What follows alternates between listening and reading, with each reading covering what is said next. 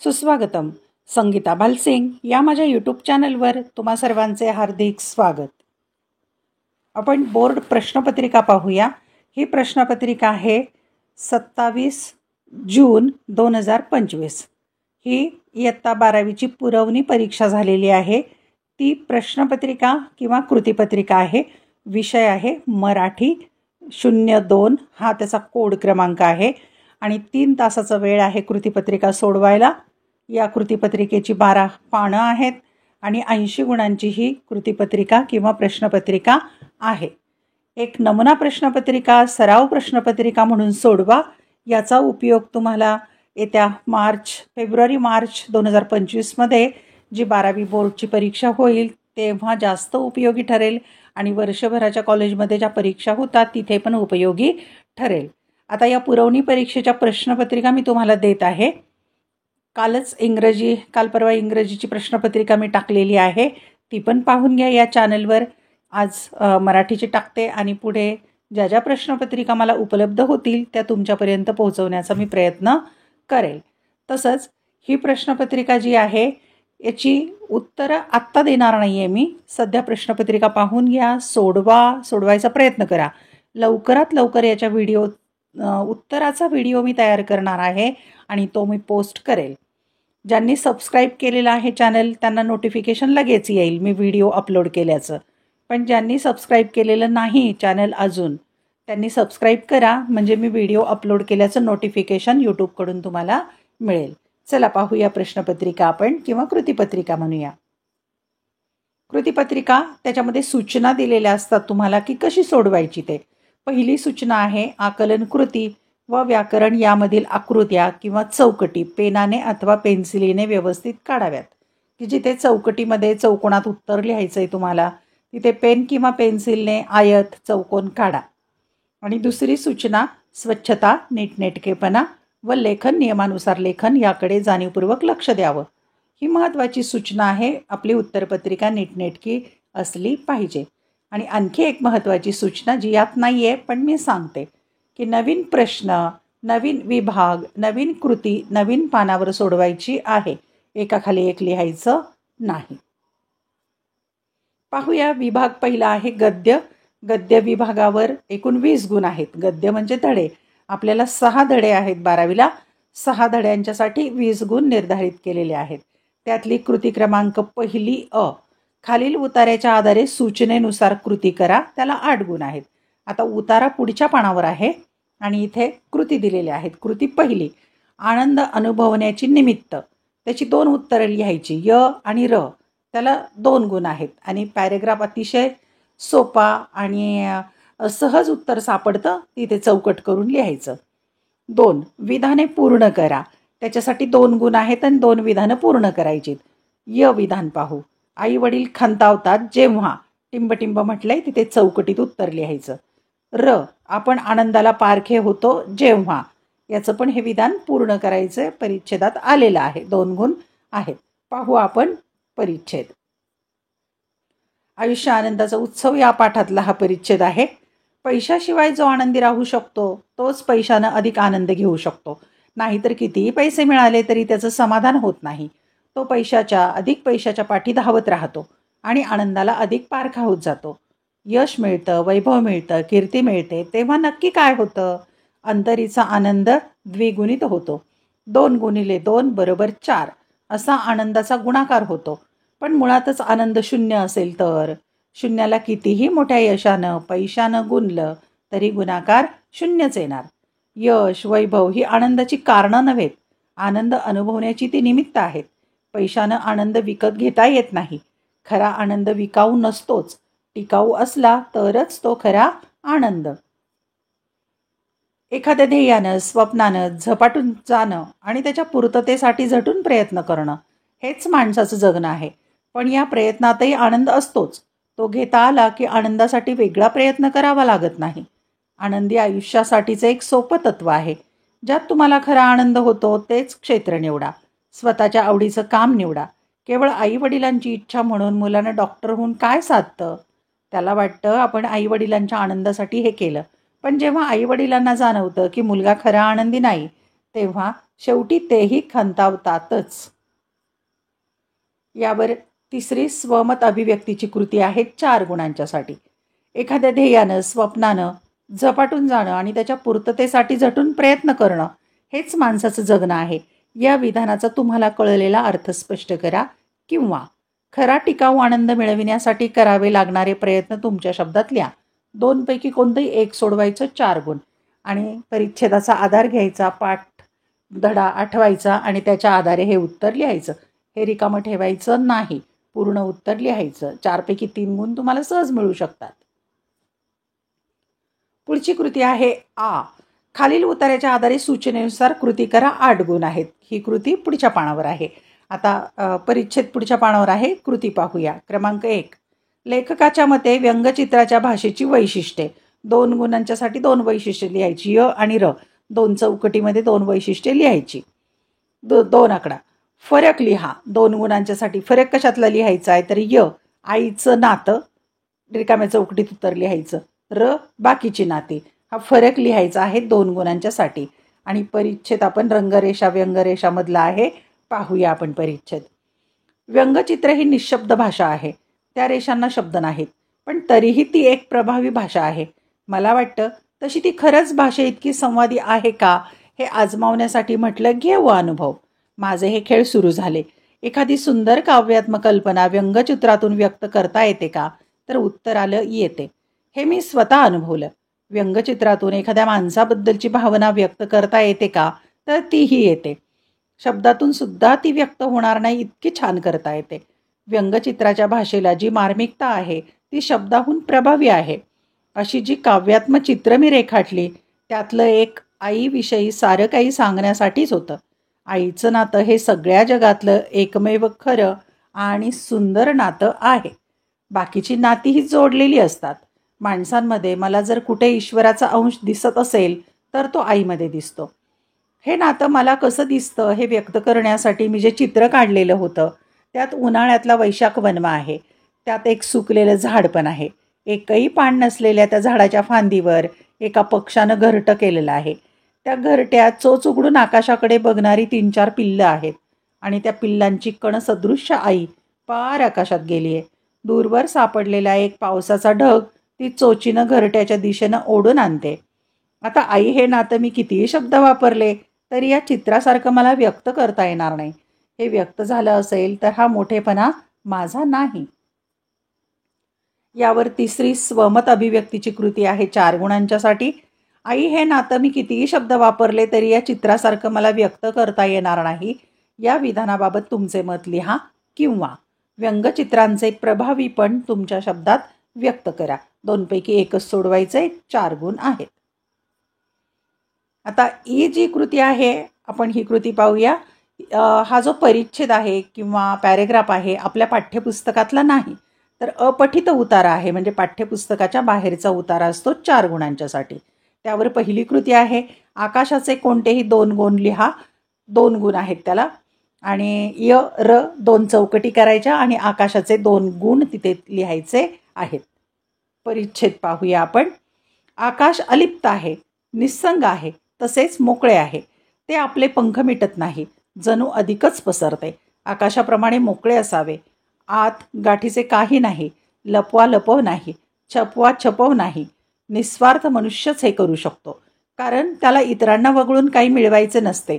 मोकळेपणा हवा असेल तर अधिकाधिक निस्संग निस्वार्थ व्हायला हवे. आकाशाजवळ काही नाही, ते केर कचरा धूळ धुरोळा जवळ ठेवीत नाही. त्याचप्रमाणे सूर्य चंद्र ताऱ्यांनाही जवळ घेत नाही. धूळ नको, हिरे मानकेही नकोत. अशी वृत्ती झाली म्हणजे मोकळेपणा येतो. मग सारे मित्र सर्वांना जवळ घेता येते. आकाशाला आपपर नाही. गरुडाने भरारी मारावी, चिमणीने भुरभुर करावी, सजल मेघाने लोंबावे, निर्जल मेघाने गरजावे. सर्वांना प्रवेश, सर्वांना परवानगी, सर्वांना जवळ घ्यायला अनंत हात सदैव सिद्धच आहेत. आकाशाप्रमाणे मोकळे, व्यापक, निस्संग व्हावे असे मला वाटते. यावर कृती आहे दुसरी. निस्वार्थ मनुष्यच आकाशाप्रमाणे असू शकतो कारण. त्याचं कारण लिहायला 2 गुण आहेत. परिच्छेद शांतपणे काळजीपूर्वक वाचा, उत्तरे सहज सापडतात. विभाग पद्य दुसरा विभाग आहे 16 गुण. पद्य म्हणजे कविता. आपल्याला 6 कविता आहेत आणि त्या 6 कवितांच्यावर 16 गुणांचे प्रश्न किंवा कृती असते. कृती क्रमांक दुसरी अ. खालील कवितेच्या आधारे सूचनेनुसार कृती करा. 8 गुण आहेत. आणि पहिली कृती आहे समुद्राची संचारस्थाने. य आणि र 2 चौकटीमध्ये 2 उत्तर लिहायचे 2 गुणांच्यासाठी. समुद्र कोंडून पडलाय ही कविता आहे, त्यावरच्या या कृती आहेत. कविता पुढच्या पानावर आहे. 2 समुद्राने केलेल्या 2 मानवी क्रिया 2 गुणांच्यासाठी 2 लिहायच्या. य आणि र 2 चौकटी करून 2 क्रिया लिहायच्या आहेत. कविता पाहूया आपण. समुद्र कोंडून पडलाय गगनचुंबी इमारतींच्या गजान आड. तो संत्रस्त वाटतो संध्याकाळी. पिंजारलेली दाढी झिंजा. हताशपणे पाहत असतो समोरच्या 32व्या मजल्यावरील मुलाकडे, ज्याचं बालपण उंचच उंच पण अरुंद झालंय आणि त्याची त्याला कल्पनाच नाही. समुद्राच्या डोळ्यात थकव्याचं आभाळ उतरत येतं आणि शिनून तो वळवतो डोळे. इमारतींच्या पलीकडच्या रस्त्यावर थकलेल्या माणसांचे पाय, बसची चाकं. समुद्र अस्वस्थ होऊन जातो शहराच्या आयुष्याच्या विचाराने. तेव्हा तो मनातल्या मनातच मुक्त होऊन फिरू लागतो शहरातल्या रस्त्यांवरून, वस्त्यांमधून. उशिरापर्यंत रात्री तो बसलेला असतो स्टेशनवरल्या बाकावर एकाकी, समोरच्या रुळांवरील रहदारी पाहत, हातांवर डोकं ठेवून अर्धमिटल्या डोळ्यांनी. त्याला आठवतं त्याच्या शेजारी पाय मुडपून कसंबसं झोपलेलं एखादं मूल, ज्याचं बालपण स्टेशनवरल्या बाका एवढं आणि त्याची त्याला कल्पना असावी किंवा नसावी. समुद्र खिन्न हसतो आणि शिनलेल्या पापण्या मिटून घेतो. त्याला काळजी वाटते साऱ्यांच्याच बालपणाची, वयस्कांच्या शहरातील. यावर तिसरी अभिव्यक्तीची कृती आहे 4 गुणांच्यासाठी. समुद्र कोंडून पडला या शीर्षकाचा अर्थ तुमच्या शब्दात लिहा. आता ही जशी प्रश्नपत्रिका आहे याप्रमाणेच मागच्या 2021, 22, 23, 24 या प्रत्येक वर्षातल्या 2-2 प्रश्नपत्रिका, कृतीपत्रिका या चॅनलवर तुम्हाला पाहायला मिळतील. या चॅनलची प्लेलिस्ट एकदा पाहून घ्या. पुढची कृती आहे आ. खालील ओळींचा अर्थ लिहा. 4 गुण आहेत. रडू नकोस खुळे, उठ आणि डोळ्यातले हे आसू सोडून दे शेजारच्या तळ्यात. ने घेऊन या हातात नुकतीच उमललेली शुभ्र कमळाची प्रसन्न फुले. ओळींचा अर्थ लिहायचा आहे 4 गुणांच्यासाठी. ही कृती आहे. खालीलपैकी कोणती एक कृती सोडा. 2 दिल्यात, 2 पैकी 1 सोडवायची. 4 गुण आहे. काव्य सौंदर्य स्पष्ट करायचंय. कणस भरू दे जीवस दुधाने, देठ फुलांचा अरळमधाने, कंठ खगांचा मधुगानाने, आणित शहरात ऋणपर्णा. वरील ओळीतील भावसौंदर्य स्पष्ट करा. किंवा आषाढ घनामधली ही ओळी आहेत. रे आषाढ घना. रसग्रहण करायचंय. फुलं सोन्याची झेंडू तोडते बाई तोडते, नाही फुलं ग देह तोडते बाई तोडते. घरादाराला तोरण बांधते बाई बांधते, रोज मातीत मी ग नांदते बाई नांदते. वरील काव्यपंक्तीचे रसग्रहण करा.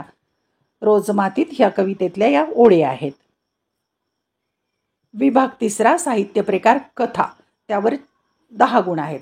आता यामध्ये 2 कथा आहेत आणि एक साहित्य प्रकार परिचय आहे. तर साहित्य प्रकार परिचयावर परिच्छेद आणि त्यावरच्या कृती असतात. आता 10 गुणांच्यासाठी काय काय विचारले पाहूया. कृती क्रमांक 3. खालील उतार्याच्या आधारे सूचनेनुसार कृती करा. 4 गुण आहेत. अ. 1. एका वाक्यात उत्तरे लिहा. य. अधिकाधिक लोकांना आकर्षित करणारी कथा कथनाची लोकप्रिय माध्यमे लिहा. 1 गुण. र. कथा वाचनाला इतर कलांची जोड दिल्यास श्रोत्यांवर होणारा परिणाम लिहा. 1 गुण. आणि परिच्छेद आपण आता पाहूया. कथेचे सादरीकरण ही एक कला आहे आणि योग्य प्रयत्नाने ही कला साध्य होऊ शकते. विविध प्रकारच्या कथांचे मूकवाचन, प्रकट वाचन करण्याचा सराव, विविध कथा लेखकांची, लेखिकांची लेखनशैली समजून घ्यायचा केलेला प्रयत्न, भाषेची जाण, शब्दोच्चार आणि सादरीकरण कौशल्य यामुळे कथाकथनाचे तंत्र अवगत होऊ शकते. अलीकडच्या काळात कथाकथन क्षेत्रात अनेक व्यावसायिक संधी उपलब्ध होत आहेत. कथा, अभिवाचनाचे कार्यक्रम विविध निमित्ताने रंगमंचावरून सादर केले जात आहेत. आकाशवाणी, दूरदर्शन या लोकप्रिय माध्यमातून सादर केले जाणारे कथाकथन अधिकाधिक लोकांना आकर्षित करत आहे. या पार्श्वभूमीवर कथा सादरीकरण हा पैलू लक्षणीय ठरतो. अभिवाचनामुळे कथा श्रोत्यांपर्यंत योग्य प्रकारे पोहोचण्यास मदत होते. कथेचे अभिवाचन एकाच वेळी जर अनेकांकडून केले गेले तर आवाजाचा एकसुरीपणा टळतो. संवादातील चढ उतार, चटपटीतपणा, शब्दफेक, त्यातील विविधतेचा आनंद श्रोत्यांना मिळतो. कथेतील घटना, प्रसंग, व्यक्तिरेखा यांचे आकलन होण्यास मदत होते.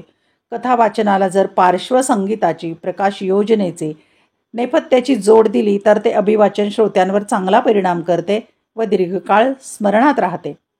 पुढची कृती आहे क्रमांक 2. कथाकथनाचे तंत्र अवगत करून घेण्यासाठी आवश्यक असणारे घटक लिहा. 2 गुण आहेत. पुढची कृती आहे खालीलपैकी कोणत्याही 2 कृती सोडवायच्या, 4 पैकी 2 सोडवायच्या, 6 गुण. म्हणजे 1 कृती सोडवली तर 3 पैकी गुण मिळतील.